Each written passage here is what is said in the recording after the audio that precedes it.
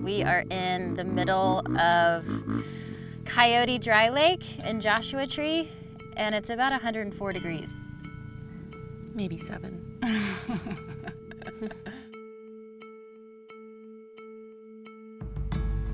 No, we were first introduced to Michael Oliveri many years ago in Atlanta, and he is a scientist, a technologist, and an artist. He's a professor at University of Georgia. He makes really big, wild work.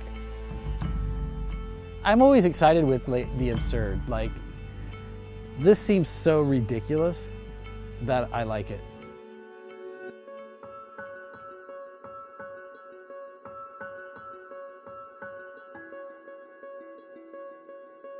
We are here to do a giant public art installation called the UFO Roadshow. We brought a 15-foot UFO to the middle of the desert in the middle of the summer, and we're having a party.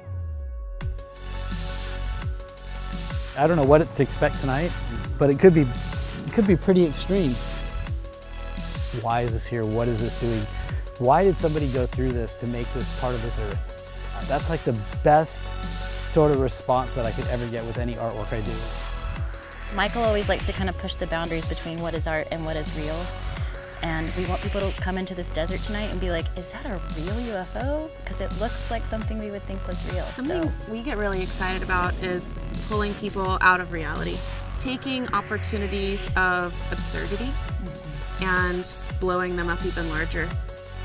This idea of what you see in, who sees what, and what frequencies you're attuned to seeing and all that kind of thing.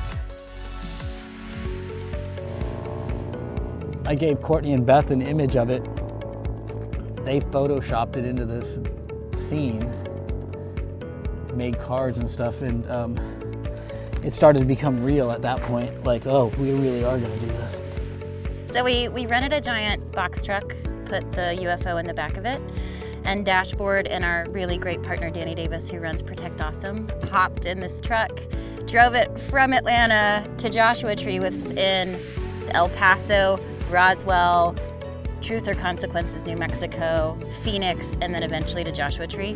And then we found High Desert Test Sites, and they're an amazing organization founded by Andrea Zettel. And so we proposed this project to them, saying that we wanted to bring this UFO roadshow across the country and present it in Joshua Tree. When you do a project that challenges you mentally, emotionally, physically, like we're in a desert right now that is 104 degrees.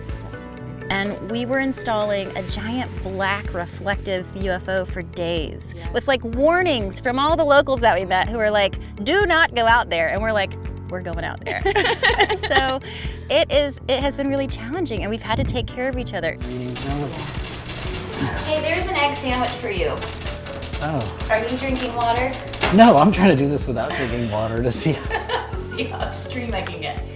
To take the environment and get outside of that white box. People like Courtney and Beth, who kind of push that, that's their motive. The gallery situation is pretty boring. See shotgun shells all over the place. It's a language unto itself. It's the future of what art is. The people who live in the towns we present work in are the audience. I actually think pretty interesting people would make the trek. People that are looking for something just different,